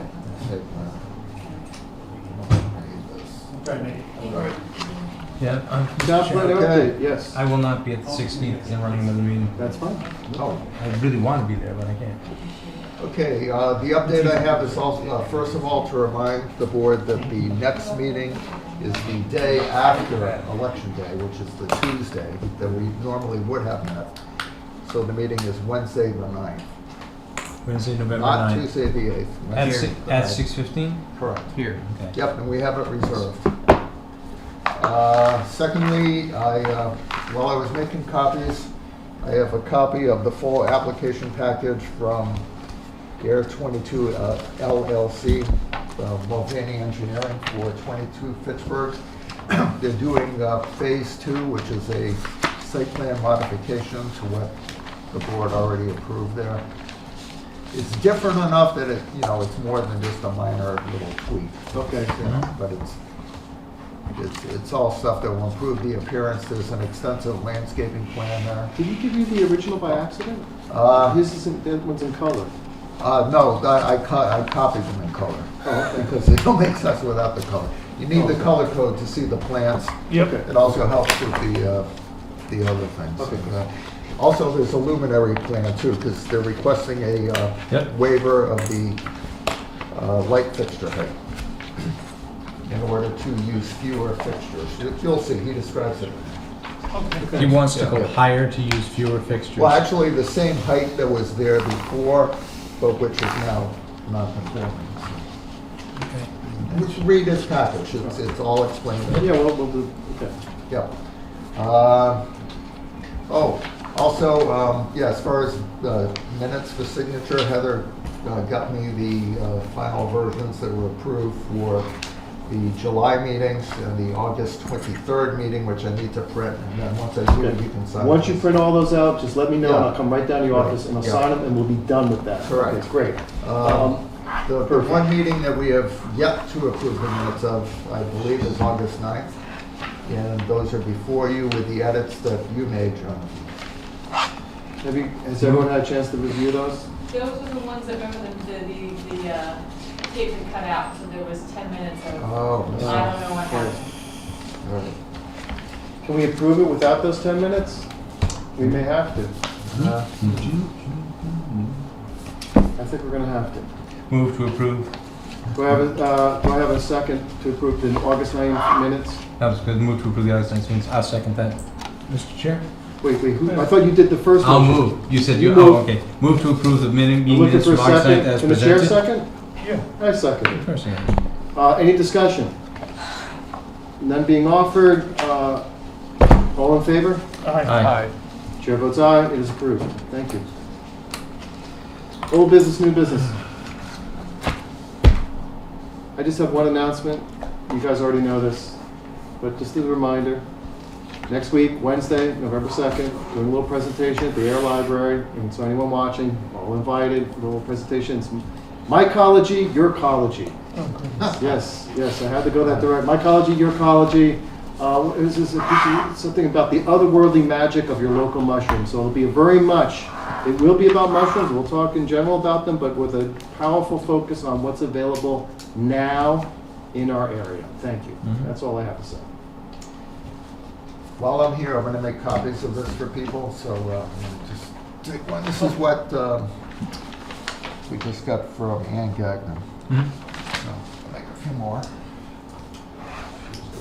I thought it was nice of Miss Gagnon to make a pitch for a fishing game. Me too. I do too. It's my understanding that fishing game would maintain the current sportsman's activities on the property. Yes. Whereas if it were to go to Audubon, there's less of a chance to maintain those activities. I think there's none. Yeah. I think there are things open for discussion myself. Of course. I'm But- laying that out as one of the discussion points. Right. I'm not saying that I am in either. Gotcha. I am in neither camp at this point. I have a little bit of You got one, Jeff? Thank you. old business thought, or new business thought. What's on? What's going on? Which we could have talked about with the Stratton Hill thing, but it dawned on me when I was making a point that the playground issue was simply something that's in a list of things that we potentially could ask for. Yes. Yeah. Strangely enough, it was in the old regulations, subdivision regulations, but not in the new regulations. I don't think we can ask for almost anything though. But I'm thinking offhand that maybe we should be thinking about, and it reminded me when this guy came into Pocket Flowers, maybe we can offset some of the tree clearing by requesting plantings elsewhere in town. Some other appropriate place that we think maybe ought to scout the We should forest. be thinking of the offset. So if the developer has capacity to provide some amount, and then the DPW could then pick a spot, plant some trees, maybe we can add. That's similar to something they're required to do when they do clear a certain amount of work in the ACEC. They have to replicate that somewhere. Who said that? That's part of the ACEC, that's part of the NICA or MISA, that's part, I only know this because from work I did in Lancaster. Oh, yeah? On Route 70. How many times have you walked there solar too since you got your job?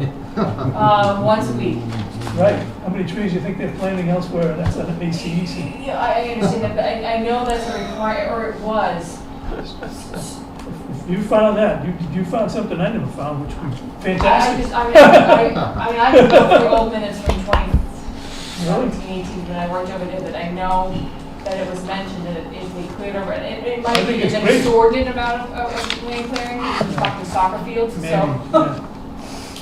But I know there was one at some point that they had to do that. I think it's great. So that was part of the thinking. Just in general, maybe when we get to that stage, we could think about adding that to some kind of a thought process when we look for off-site improvements. What was interesting, I was actually thinking about that as Mr. Newman was making his presentation. Yeah. Because there are situations where we might have a section of publicly owned land here in town that will end up in the hands of a road designer. Yeah. And if we could soften the blow, it would be nice. And I'm curious as to Miyawaki is a great way of turning land from fallow into something nice. And one of the conversations we didn't have today, and I've never followed up with anybody about it, is how it's to be used in the future. Because eventually you end up with public safety and other concerns in a fully dense forested area. So, but that doesn't mean don't do it in any way, shape, or form. Nathan? New topic, old business. We should do it tonight, but I think we should revisit the idea of the board's support of form-based code, particularly in West Air Village, and continue to make sure the record is clear that we are interested. I'm interested in seeing applicants come to debate with us, and I think that we are favorable. I'm favorable to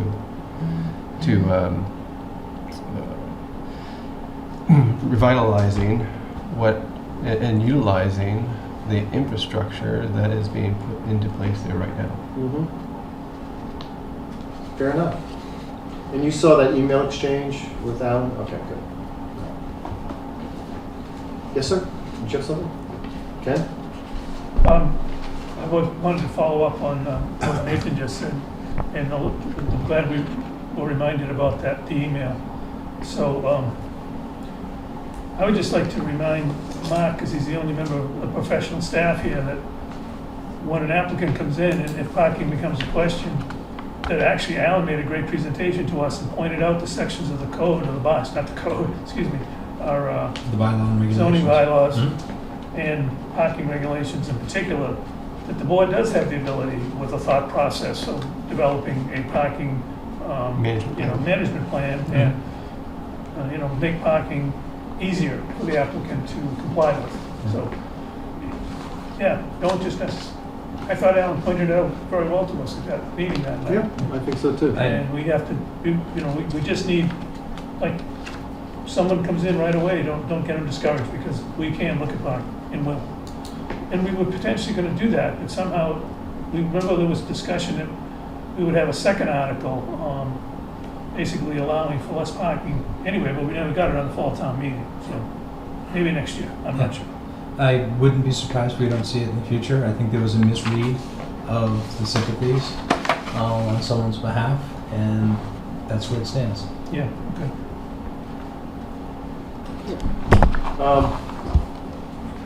Motion to adjourn? So moved. Good night, everybody. Good night. Thank you.